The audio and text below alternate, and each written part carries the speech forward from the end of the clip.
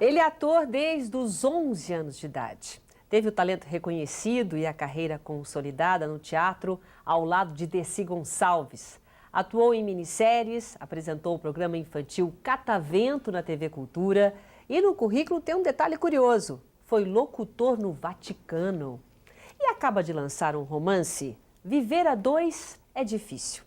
Para nos falar sobre sua carreira, os seus trabalhos, o nosso Opinião Livre de hoje recebe o ator e escritor José Roberto Domingues. Muito obrigado pela sua presença aqui. Eu que agradeço, Silvia. O prazer é meu e falando sobre o livro. Maravilha. Você viu que eu fiz uma abertura contando tudo, né?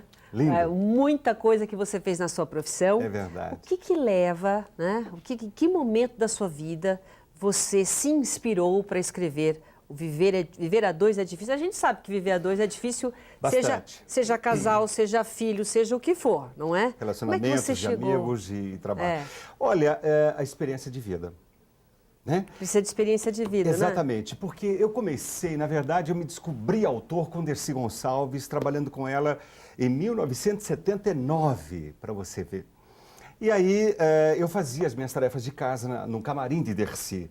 E um dia ela chegou para mim e falou assim: eu vou inaugurar um local e não tem um autor que escreva para mim. E ela observava as minhas tarefas de escola. Aí ela chegou para mim e falou assim: você vai escrever para mim. A gente está ilustrando o seu momento. Ai, que jovenzinho. Eu que Dercy Gonçalves. Quantos anos você tinha aí? 16! 16 anos. 16 anos, se eu pudesse voltar no tempo. Encontro maravilhoso, hein? Maravilha. Amei essa mulher foi tudo na minha vida. Porque realmente ela tem uma sensibilidade. Trabalhando com ela, quer dizer, trabalhando com as pessoas que a gente passa a conhecê-las um pouco, né? Com certeza. Mas Dercy tinha uma sensibilidade por ter passado por muitas situações. E aí, voltando à história de Dercy, ela chegou para mim um dia e falou assim: já que você faz composições, eu estou vendo aqui, maravilha, né? Você vai escrever para mim. Eu falei: eu? Mas como, Dercy? Eu falei assim: meu amor, eu estou fazendo composição para a escola, né? Que antigamente se falava composição, hoje é redação. É verdade, né? É verdade. Aí ela assim: não, você escreve... Aí ela parou assim no camarim e começou a me olhar. Eu falei: olha aqui, meu filho, você não vai ser ator na sua vida. Você vai ser diretor, autor, produtor. Nós precisamos disso também. Eu falei: Dercy, pelo amor de Deus, não joga praga. Meu sonho é ser ator. Ator! Meu Deus do céu, eu quero ser ator. E aí ela, com aquela graça toda dela, comecei, fiz. Eu escrevi para ela a apresentação desse local, tremendo de medo. Tremia. Foi a primeira apresentação? Foi o primeiro texto que eu escrevi para um ator, uma atriz do tamanho de Dercy Gonçalves, né? Aí ela fez a inauguração desse local, foi maravilhoso. Eu não fui porque eu fiquei com medo, né? Porque... Inseguro, com medo não. Inseguro. Eu tinha 16 anos. Que responsabilidade, né? Para um menino de 16 anos escrever um texto para Dercy Gonçalves. Para Dercy Gonçalves, meu Deus do céu. Aí ela foi muito simpática. Mas aí depois eu passei por muitos cômicos na minha vida, eu trabalhei, graças a Deus, eu comecei aos 11 anos de idade e aos 14 anos eu me profissionalizei em São Paulo, né?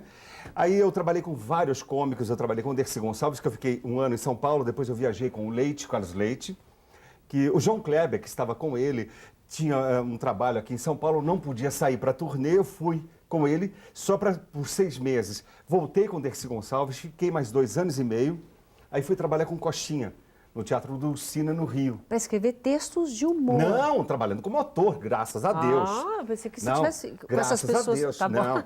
Trabalhando como ator, pelo amor de Deus, minha filha. Aí depois eu vim para a TVS, né? O Silvio ainda não tinha. Exatamente. Aí eu fui para a TVS fazer um programa chamado Hotel Pinel, onde eu era escada do Renato Corte Real. Aí tinha Consuelo Leandro, tinha Maria Tereza, Geraldo Alves, Anquito, Gibe, Dino Santana, Chocolate, pessoal da melhor, né? Da nata realmente da comicidade. E aí foi lindo, porque a direção era do Fernando Dávila, Irã Lima é da escolinha do Gugu, a escolinha, todos esses programas de escolinha, é do Irã Lima, na verdade. Né? A autoria dele, a ideia dele. E ele trabalhou muito com o Chico Anísio, né? Com o Chico City. A nata da nata. Então, assim, é uma pessoa que realmente entende de humor, né? E me deram esse presente dos céus.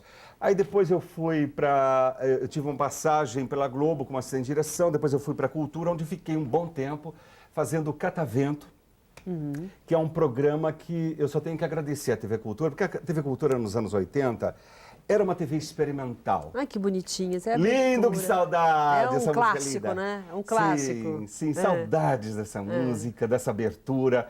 Eu tinha emoção, porque eram 15 minutos, mas sabe aqueles 15 minutos preciosos, né? E a Cultura, independente de... né, estávamos começando, aprendendo, ela te dá uma liberdade de expressão. É bom trabalhar lá? É muito.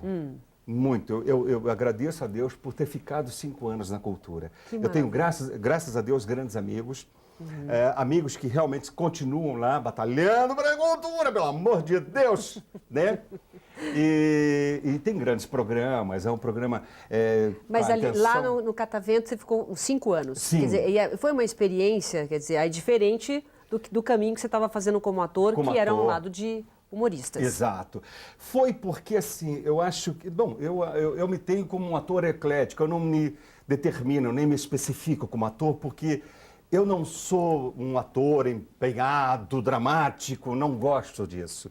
Eu sou um ator lindo, com o Luiz Melo, que hoje está na Globo, grande pessoa, grande ator, grande talento.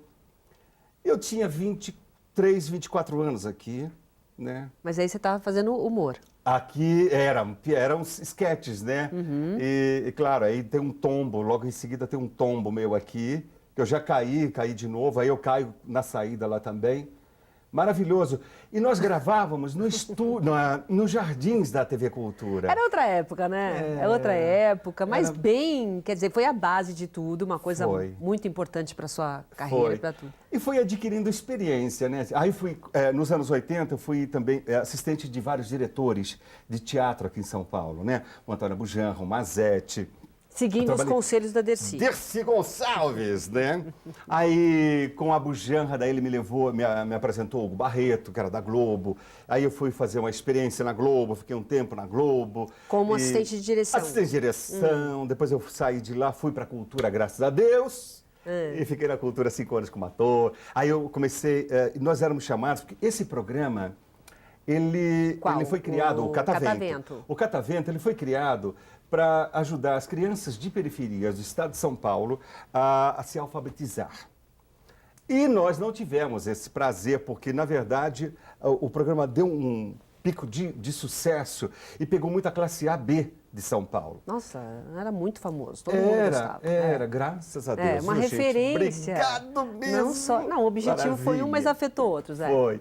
E aí, assim... eu fui convidado para fazer muitos eventos e shows. Aí eu escrevi um show do Catavento, né? Era o Sonho e Magia. Aí eu escrevi, dirigi, produzíamos nós também. E foi uma maravilha, foi um sucesso. E aí eu comecei a ser mestre de cerimônia. Aí eu encontrei porque nós ganhamos 3 prêmios também, né? Nossa, com o Catavento. Foi o Oswald Foundation, melhor programa do mundo na área pré-escolar. Melhor programa da América do Sul, lá em Cuba. E depois aqui no Brasil, o Bem TV, em Porto Alegre, que nós ganhamos melhor programa pré-escolar no ano, né? Infantil. Então, assim, para nós da TV Cultura, era um grande prazer, porque a gente combatia com Globo, com SBT, com Record, entendeu? Com TVs potentes, né?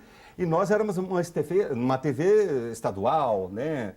Então, nós tínhamos, claro, tinha uma defasagem de tudo, né? E por conta do Catavento, você começou a ser convidado para fazer os eventos, até por conta disso, desse lado também social que a TV faz. Maravilhoso. E foi aí que eu conheci Ney Galvão, que foi um grande estilista, né, na década de 80, né? Era sempre meu axé, um axé para vocês. Ney, grande abraço para o Ney Galvão. E aí eu fui ser mestre de cerimônia. Aí eu comecei também a trabalhar como mestre de cerimônia, apresentando as linhas de Ney Galvão, né? E comecei a escrever. Aí passei a escrever mais para teatro. Você se dedicou mais? Sempre aí, sim. Não, eu sempre fiz tudo muito junto, né? Fiz rádio também, fiz muita radionovela, porque Lia de Aguiar, que era uma antiga atriz da TV Tupi, foi me assistir e falou: menino, você tem uma voz muito boa para rádio. Você tem voz, voz para teatro. Então, aí eu fiz 15 anos de voz, mulher, com Glorinha Wertmiller, com Madalena de Paula, com Carlinhos Silveira. Então, assim, eu tive que estudar muito, né? Porque, como sendo do interior, a gente vem falando meio porta. Ah, que porta aí com essa coisa aí. Você não entende. E para ser ator não pode ter sotaque. Então tem que Olha, trabalhar a voz. hoje já não tem mais isso, mas na época tinha. Você tinha que falar corretamente. Você né? fala. Tinha que ter uma boa articulação, tinha que ter uma impostação. Então eu lembro que o nosso empresário chegava e falava assim, olha, tá vendo lá o fundo da plateia? Até porque, né, por conta do teatro também, né? Claro. Da acústica do teatro. Você tem que saber impostar a sua voz, né? Colocar a sua voz. Mesmo que você tenha aquele que nós sabemos que nos textos a gente escreve um murmurio, né? Ou falar baixo, você tem que falar com que a última palavra, a última pessoa da última fileira te entenda, né? Então, assim, eu tive que estudar muito na minha vida. Aí eu tirei os R forte do interior, né? Que eu sou de Itapetininga. E aí eu passei a falar desse jeito que você está me vendo. Não, mas maravilhoso. Você vê que vem tudo junto. Foi. E dentro dessa... você fazendo várias coisas ao mesmo tempo, né? Que dava para perceber que várias coisas... Mas você nunca deixou de escrever. Não. Quer dizer, foi uma coisa... Não, porque assim, daí quando eu fui para a rádio, eu comecei também na rádio, eu fiquei mais como produtor e autor. Né? E eu falava assim, eu juro por Deus, eu ficava perguntando, desculpa essa licença agora, será que eu era tão ruim como ator, né?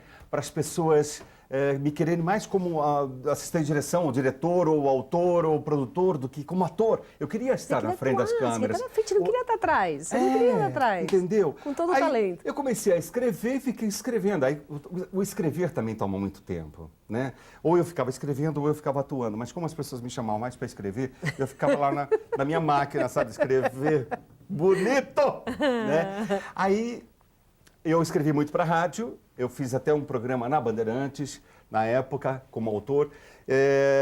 Depois eu comecei a escrever para teatro. Eu escrevi uma peça chamada F de Freud, que a minha intenção na época era ficar 3 meses em cartaz aqui, porque nós tínhamos contrato de viagem, na verdade, né? E eu tive que suspender tudo porque foi um sucesso, graças a Deus. Você nem esperava. E eu fiquei 10 meses em cartaz com essa peça. Milton Neves, Suzy Aires e Roberto. Eu era Roberto Domingues na época, agora eu sou José Roberto Domingues, né? Maravilha. Você escreveu essa peça, fez um sucesso que você não esperava. Não esperava, porque, na verdade, quando a gente escreve... Quem que é essa do meio? Suzy Aires. Suzy Aires. Suzy Aires, hoje ela é casada com um grande médico, e era modelo na época. Boa atriz, boa pessoa, grande ser humano, maravilhosa, maravilhosa. E aí, assim, quando você escreve um trabalho, você não tem noção da dimensão que ele vai tomar, né? Como o Catavento. O Catavento aconteceu na nossa vida, a gente achando que fosse pai, mãe, irmãos, primos que assistissem, né? Quando eu saía na rua e as pessoas me cumprimentavam, eu ficava assim, opa, o Catavento está dando resultado. Né? Eu ia num bar tomar um café ou alguma coisa assim, as pessoas falando com você, pô, parabéns pelo seu programa. Eu falei, pô, parabéns à cultura, né? Maravilha pelo presente. E essa peça foi a mesma coisa, o F de Freud. Por quê? Porque ela tinha um tema, eu acho que foi o tema mesmo, né? Que era a dualidade, porque nós, seres humanos, não temos consciência do nosso lado masculino e feminino. Né? E você entrou? Exatamente. Justamente eu fui fundo ali. E aí eu tive algumas faculdades que também ficaram interessadas nesse trabalho e foram assistir, né, na área de psicologia para entender o mecanismo e o cérebro. O que eu quero entender também, no próximo bloco nós vamos falar sobre isso, quer dizer, deu para perceber por que ele escreveu Viver a Dois é difícil. Viver a dois, viver a três, viver a quatro, a gente tem experiência de todos os lados. É verdade. Eu vou fazer um rápido intervalo comercial, daqui a pouco eu continuo conversando com o José Roberto Domingues. Até já. Estamos de volta conversando com o escritor José Roberto Domingues. Viver é difícil, viver a dois é difícil. Ele estava contando aqui no primeiro bloco, uma delícia, falando toda a carreira, tudo que ele já passou, né, como ator, como assistente de diretor, escreveu programas, participou da vida de muita gente, não é? Quando você colocou, só rapidinho para a gente continuar falando da sua carreira, claro. O que te levou a viver a dois? Olha, é difícil? Foram pessoas falando para mim que estavam se separando por incompatibilidade. Essa é uma palavra que não existe. Na verdade, ela é uma força de expressão, tá? Os motivos são vários que levam você a se separar de alguém. Por exemplo, a violência, o ostracismo, as pirraças tantas que a gente vai suportando, que chega uma hora que você não aguenta mais, e tantas outras variantes, né? Ciúmes, possessividade, imaturidade, consciência. Isso você está falando não só de um casal, você está falando de pessoas, porque o que você deu aqui no primeiro bloco foi uma aula de como viver entre pessoas, como viver com vaidades, como administrar o ego das pessoas. Exatamente. É muito difícil, isso aí tem que ter uma experiência realmente, e você colocou. Porque quando você vê, viver a dois é difícil, falar, é eu e o meu namorado. Não. É viver na vida, essa troca, né? Exatamente. Aqui eu fiquei mais nos casais e na relação, tá? Social e pessoal. Mas é em tudo, né? No trabalho, é mãe e filho, é pai e filho, né? Mas você resolveu ser escritor agora? Aí eu comecei a escrever esse livro porque isso estava me incomodando. Muita gente, porque eu me separei, eu falei, gente, por problemas pessoais que eu tive com ela e contei, e relatei os meus problemas, né?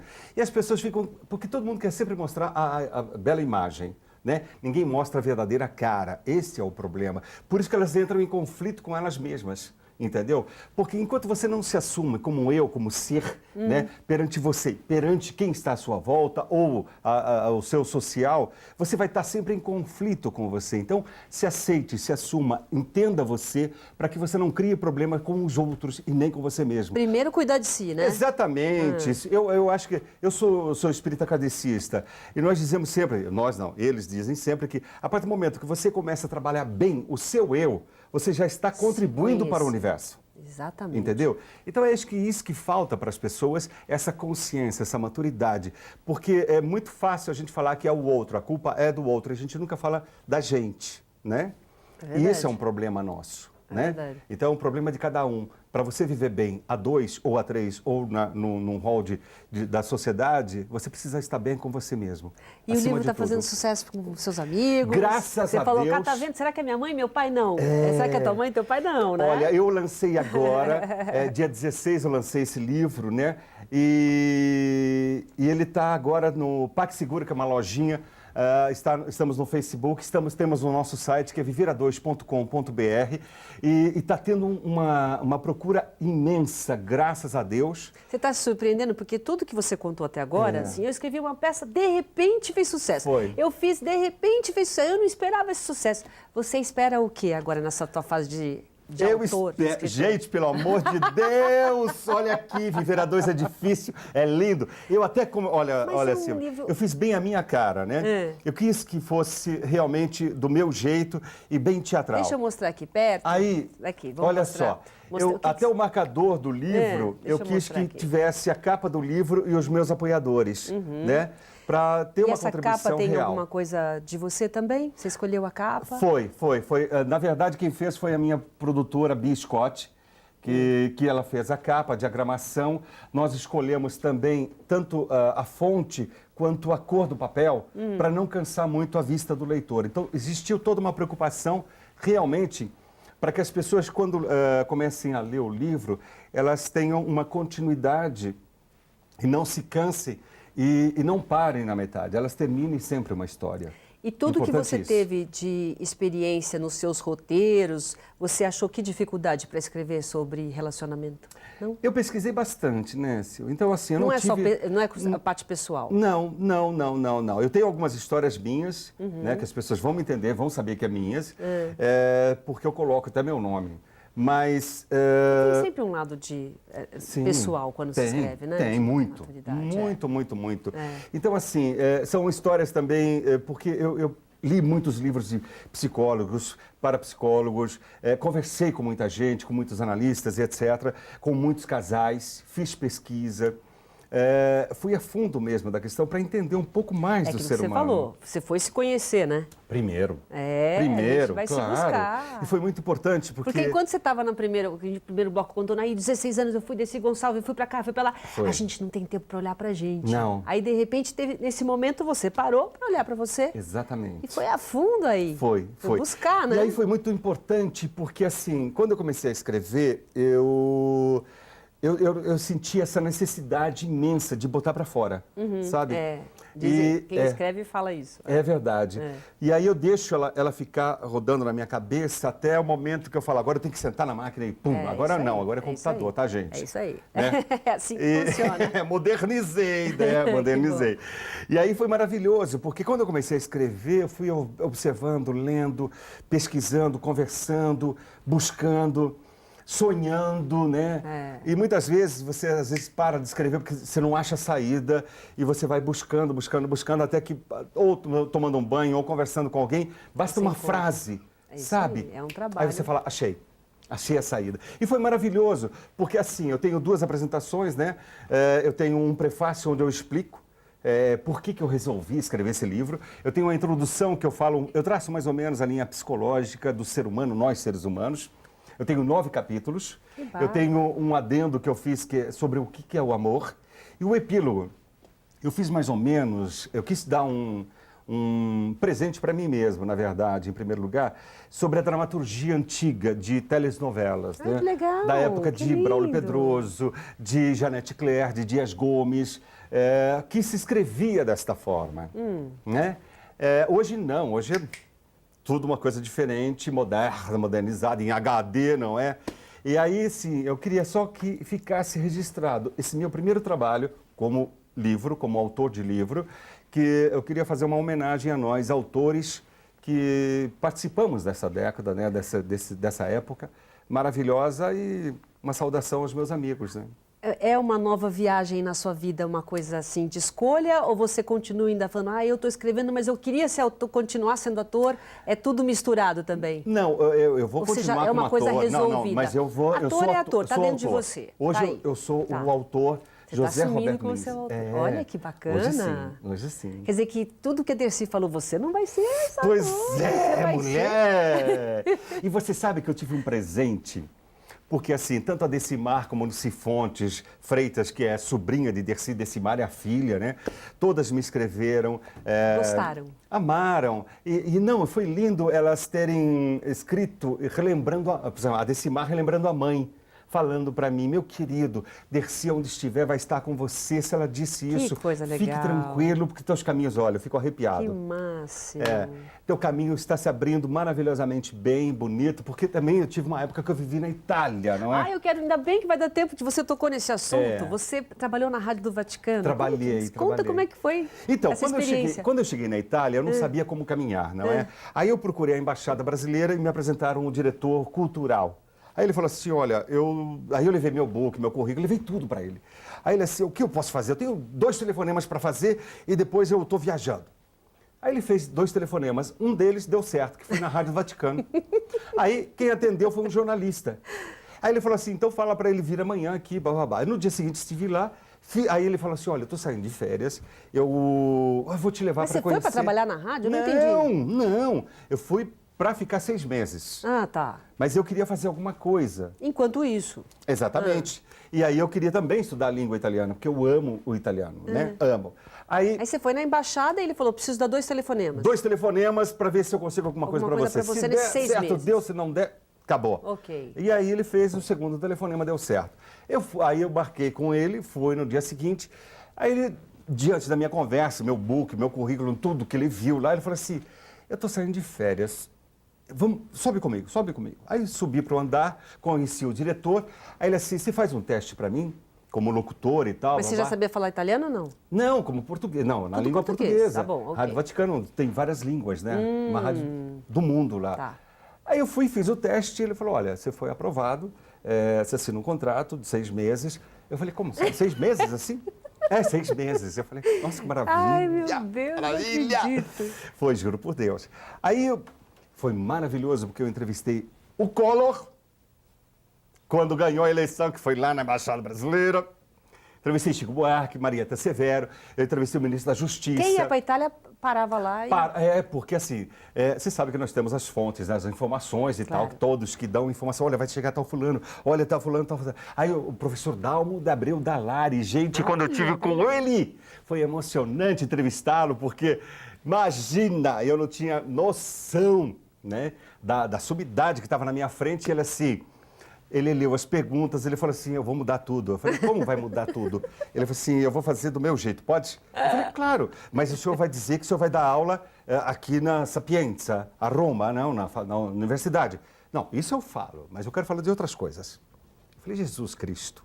E aí ele começou a redigir as perguntas e eu falei, meu Deus do céu, vamos lá, vamos que vamos. E vai no Vadavassa e foi maravilhoso, porque daí eu passei uma tarde agradabilíssima com ele, com a mulher. Aí passeamos por Roma e foi magnífico. Foi uma época bem intensa também, né? Como tudo na sua vida, né? Tudo. A gente está terminando o programa, olha, eu vou te dizer, é uma entrevista intensa.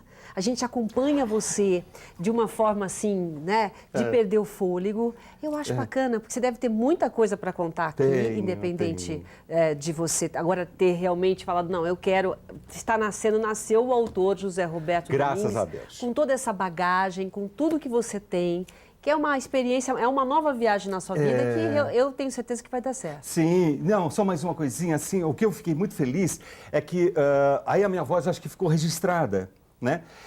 Isso em 1991, eu fiquei 91 na Rádio Vaticano. 2001, eu fui chamado para a santificação de Padre Pio, né?